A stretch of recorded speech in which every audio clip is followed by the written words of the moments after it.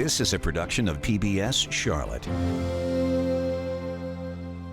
This week on Unspun, the politics of problem solving, I'll count down the top 5 issues that Republicans and Democrats in D.C. often refuse to compromise on, no matter what.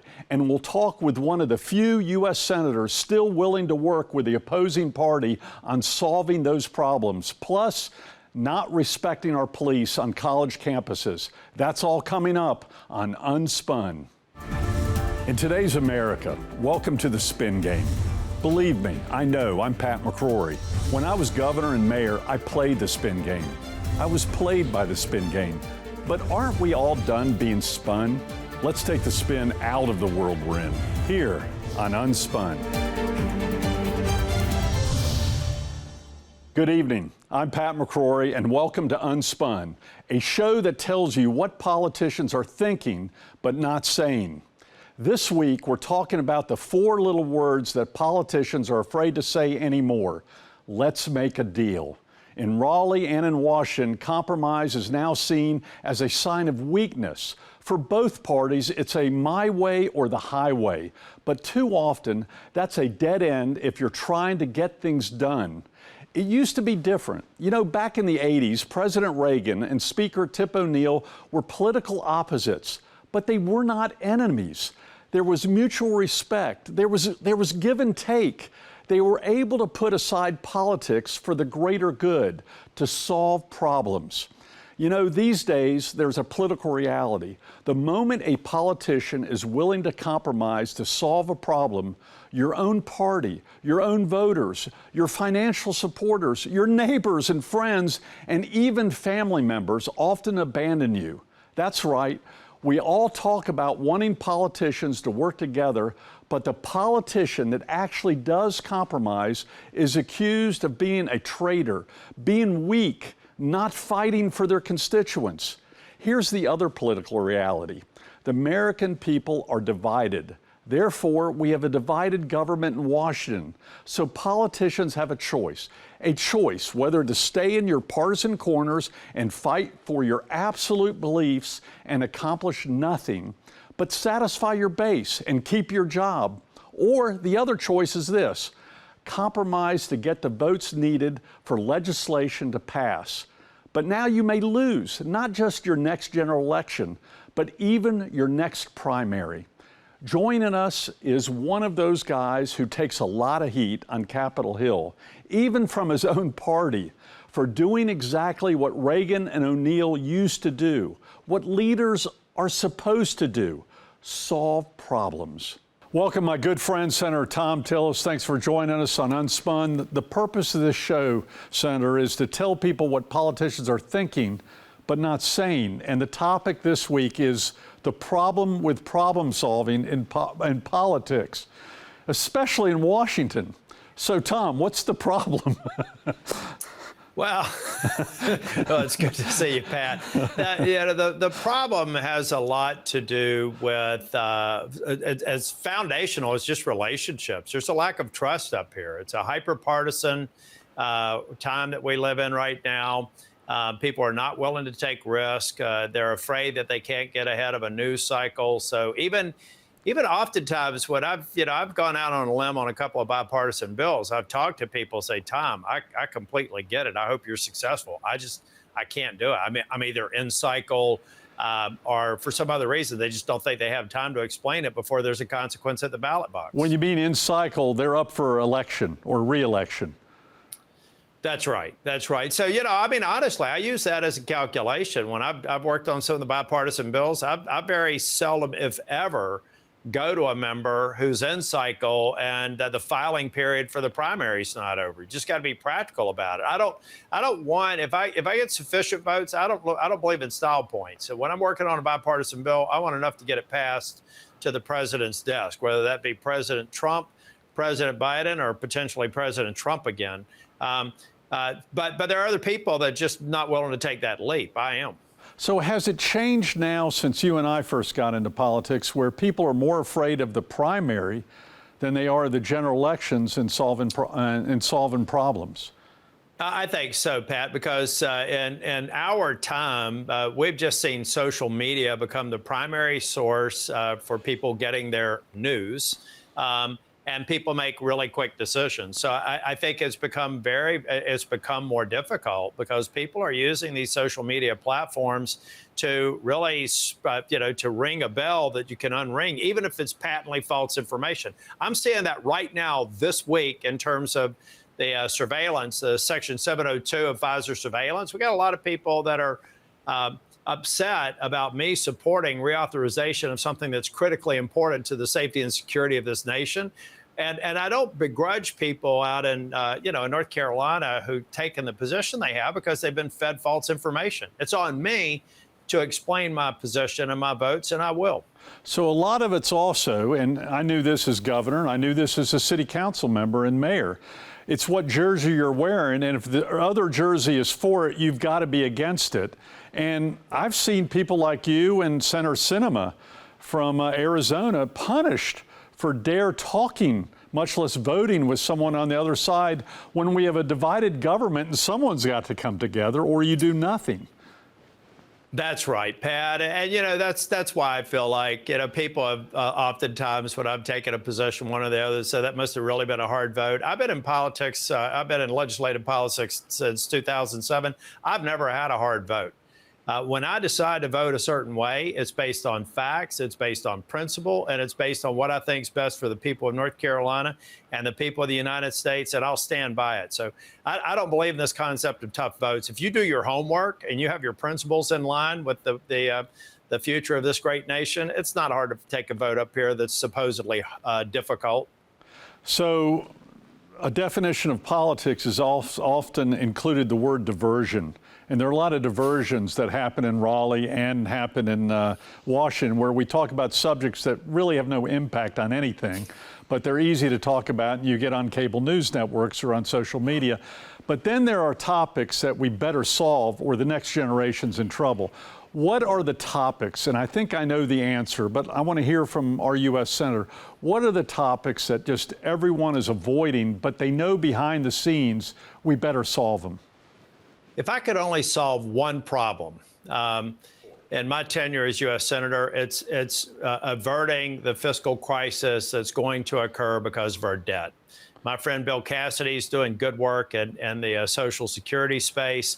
But I tell you, Pat, in our lifetimes, even as old as you are, if we don't get our fiscal house in order, we are going to deal with a horrible fiscal calamity. We're going to deal with 25% cuts in Social Security benefits, mandatory, because we've got to balance the books. And what's frustrating about this, if we could have people to come to the Senate floor and exercise some political courage, we could fix this and it would be virtually a non-event for the people already on Social Security and Medicare. And I hope we just have people that will have the spines to do right by it. That's the one thing I hope in my tenure as U.S. Senator I'm able to be a part of. But even on issues like the debt or immigration or even some of the foreign policy issues, the two parties among themselves are fighting each other and can't come to agreement. Unlike maybe the days when Tip O'Neill and Ronald Reagan would come together, at least they knew who was behind them. Now the leadership doesn't even know if they can get the votes, especially in the House, who's behind them. What's changed that culture in Washington? Again, I just think that the social media, the amplifiers, special interest groups, foreign actors, there are a number of people that are influencing the mood of legislators and the electorate. And we have to look past it. When you're at 33 trillion in rising national debt, and you see how that adds up over the next 8 years, we're looking at a financial crisis by 2032, if not sooner. And we have to look the American people in the eye and say there's a responsible way to do this. The lies and exaggerations from either end of the political spectrum are just that. There's a way that we can put our fiscal house in order, but it's going to require change, or we're going to have to do it in the worst possible times, in the midst of a financial crisis that will have global implications. So when you and I worked together, you were Speaker of the House, I was Governor of North Carolina, we had some tough deficit issues, $2 or $3 billion of unemployment compensation we owed the federal government. No one knew about it, but we knew we had to pay it back. It didn't poll at all. But you and I would meet in the governor's mansion. By the way, you used to order way too much food, I might add. But we solved those problems. But what's the incentive to solve problems now in D.C. or in Raleigh? Or are there any incentives? Well, Pat, it is true. I ate a lot of food, but I took 40 pounds off. I hope you do too. The incentive to solve problems are the result. Why are we here? I mean, people have to ask themselves, why are we here? I'm here to do good for North Carolinians. I'm here to make sure that people that need Social Security, that need Medicare, have it. Other people seem to be here just to be here or to get reelected. And that's a really pathetic, to me, that's a pathetic place to be. That your reelection is more important than taking a vote on something that you know in your heart and in your head is right for the American people. I just can't do it. So, and I think other members need to step up. As we wrap this up in the last minute, what they know, do they actually know it? Do they believe, both Republicans and Democrats, do they believe their own rhetoric when they're in social media or the cable vision talk shows on the right or left? Or do you think they're lying to themselves, or what? What is the situation? I think it's a combination of both. I mean, if you take a look at it, some are just absolutely not willing to do the homework to understand just what a poor foundation their logic is based on. In other cases, it's a part of a formula. They're too smart not to know. And they do it because they can say, I'm fighting for you. And then they'll go out at night and say, send 25, send 50, send $100 to fillintheblank.com because I'm the only one fighting for you. It's a fundraising formula for some. They don't want to get caught up in the facts. And if you look around, you know who they are. And the thing about that, it's a bipartisan sort of a affliction up here. And it works. Both parties have people who are guilty of it. And it works, sadly. Yeah. Tom, it's an honor to talk to you. And I do want to thank you for your service and your you friendship. Too, Pat. Thanks for joining us on Unspun and telling us what politicians are actually thinking but not saying, but you're willing to do both, and I appreciate it. Thanks. Next, PBS Charlotte's Jeff Sonnier takes Unspun on the street to hear your thoughts on the politics of problem solving. Yeah, it's kind of surprising that so many people here in Uptown Charlotte had such strong opinions about Washington's no compromise stance on so many big issues. But maybe that's because those big issues affect so many people. Compromise used to be a commonplace thing. Now it seems to be anything but commonplace, especially with elected leaders. Why is that? I wish I knew. They're supposed to be doing what's best for the majority that elects them. It shouldn't be that way. It's like there's a lot of things going on. The economy, inflation, south of the border, Nobody wins when nothing gets done. Exactly, that's my whole point. Nothing really gets done without compromise. We've had more government shutdowns in the last decade than we have in all of previous U.S. history. It shows that the divisiveness of current politics is not working to the voters' benefit. There has to be room that in some places this is not the hill you wish to die on, and you'll make some compromise. What if there's a compromise that goes against something you believe in? Is that when compromise stops being a good thing? No. As long as it is good for our country, there are plenty of decisions that politicians make that I do not believe in. And that is all right. That is part of why we have a representative system. Why do you think nobody wants to compromise? Nobody wants to make a deal anymore? I think it's probably because no one wants to admit failure. I wonder if social media had something to do with it. You're exposed to so much more than you ever used to be, and no one can post anything anymore without being attacked by 100 different opinions. If we could just take the time to look each other in the eye and listen, we could all do better. Certainly the politicians could do the same. Yeah, and that's the other surprise we found here in Uptown Charlotte, that even when people personally disagree with a potential compromise in Washington, they say they'd still support it. if it's a fair compromise that's for the greater good, and if both sides can walk away with something positive. Pat? Wow, thanks, Jeff. That's incredible feedback. So what do you think about the issue? Email us your thoughts on the politics of problem solving to unspun@WTVI.org.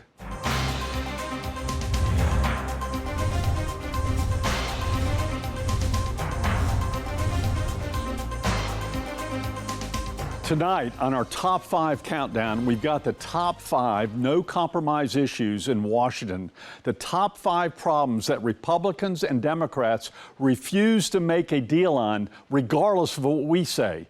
Can you handle the truth on these top 5? Because I'm about to tell you the truth on what they're not doing in Washington, D.C. Let's start out with number 5. Oh, I don't even feel comfortable talking about this because of the feedback you get.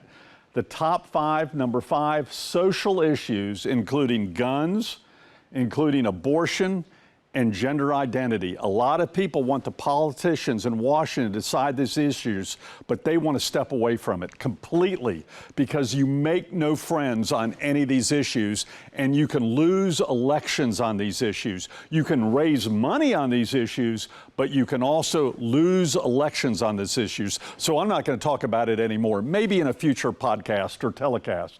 Number 4.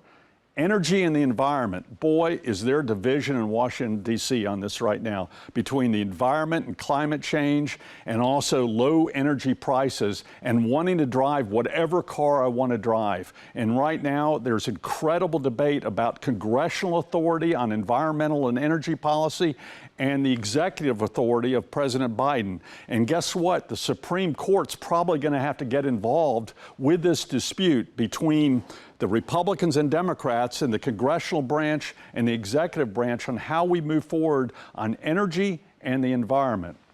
Number 3, well, we talked about this in past weeks, Social Security.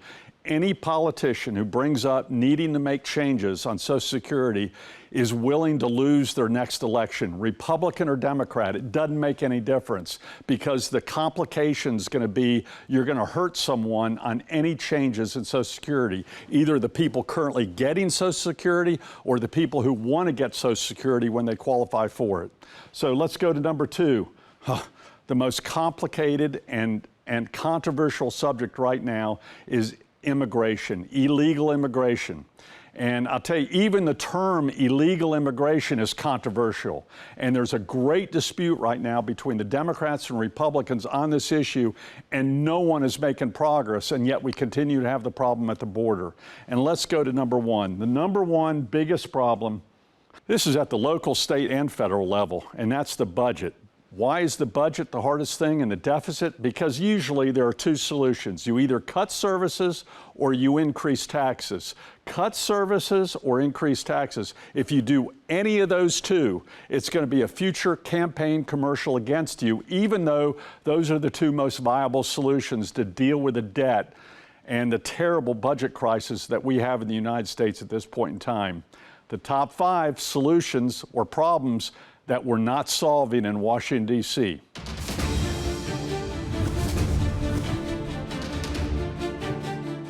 Next up, PBS Charlotte's Jeff Sonnier joins me for an Unspun one-on-one segment. Jeff, it's great to have you here. Good to be here, and you know how this works. The questions come from the headlines. I ask them, you answer them. That's why we call it one-on-one. No spin. Okay, no spin at all. Let's go. First question is about those protests that have been going on for weeks now, months even. They're still a top story on the news almost every night. Is there the politics behind these protests? Is that enough to sustain them all the way through, like, say, to November? Well, the biggest political issue now regarding the protest are the Democrats worrying about Chicago.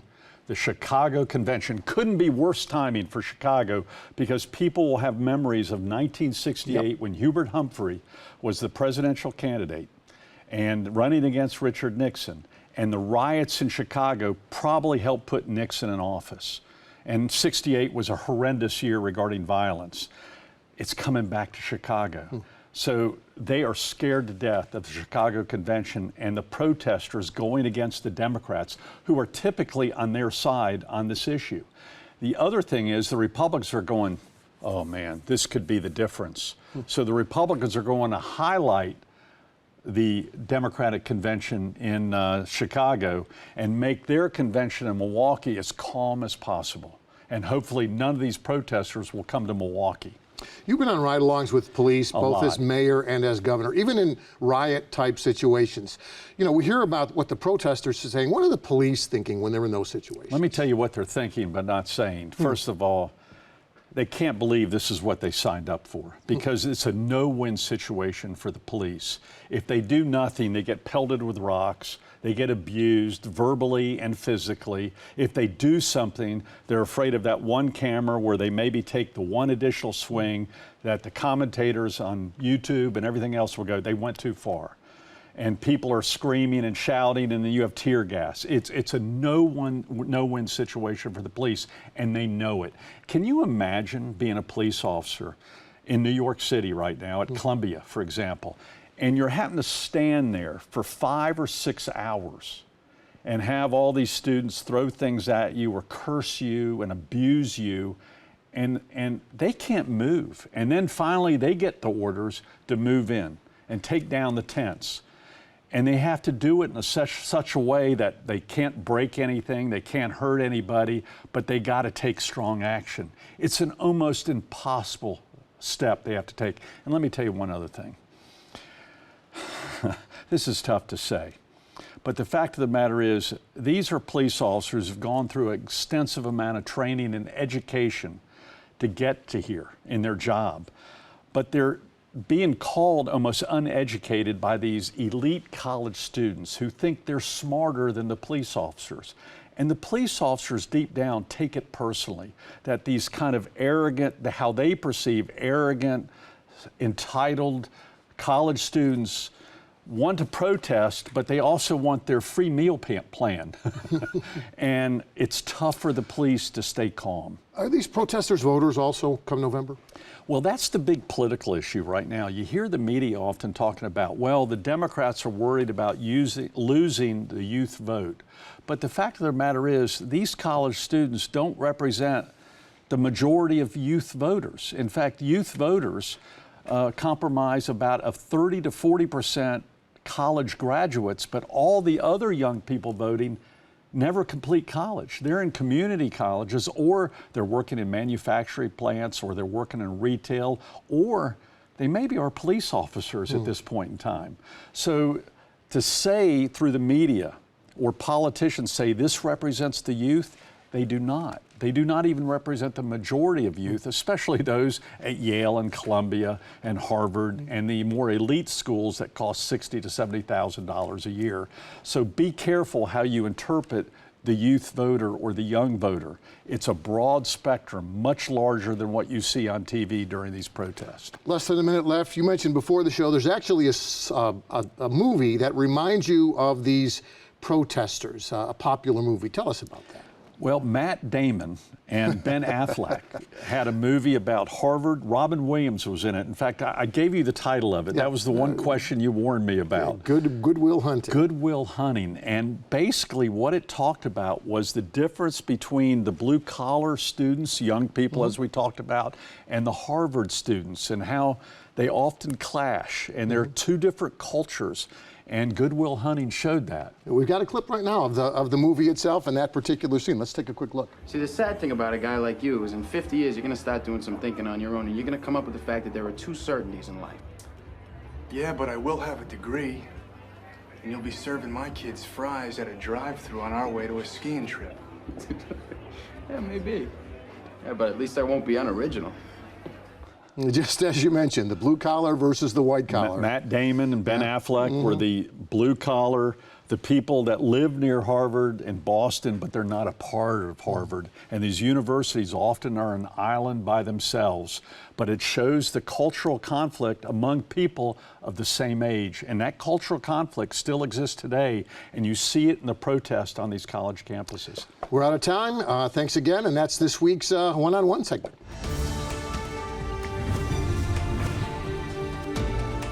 This week on Backspin, we're trying something new. I'll call it Unspun, Unfiltered, where I'll say what most politicians know, but they don't say. You know, on this week's show, we talked about unsolved problems in D.C., But as we all continue to grieve for the 4 public safety officers killed in the line of duty last week, this tragedy also exposed the unspoken truth. The unspoken truth is this: the biggest problem that's not being solved by politicians is a broken down criminal justice system at the federal, state, and local level. So while all politicians talk about fighting crime, especially right after a police officers lose their life, the fact is almost all violent crime could have been stopped. How? If our criminal justice system had worked after the first arrest. Instead, the vast majority of crime is being done by people who have been arrested over and over and over again. In fact, as time goes by, they become even more violent. Often the police even know the names of people they arrest because of so many previous interactions they've had with these people they've arrested before. In fact, as we examine almost every police officer shooting, the assailant had been arrested many times before and then released. So why is the system so broken? Well, it's complicated. It's complicated, and politicians don't like complication. And it takes time, and it takes working together, not just to support our police, but our DAs, our judges, our jails and prisons, and our mental health care system. When a breakdown occurs in any one of those areas, there's a good chance we will be mourning again for another police officer taken down by another violent act. You know, the fact is this: we are setting up our police for failure when they arrest people on campuses or serve a warrant on a federal gun charge in a quiet neighborhood in East Charlotte. Why? Because we've all failed to fix the broken criminal justice system, and our police know it. Well, that's the uncomfortable reality as I see it. And I hope you'll come back next week as we explore the politics of inflation and the economy. That's on our next Unspun, where we'll tell you what politicians are thinking, but not saying. Good night, folks.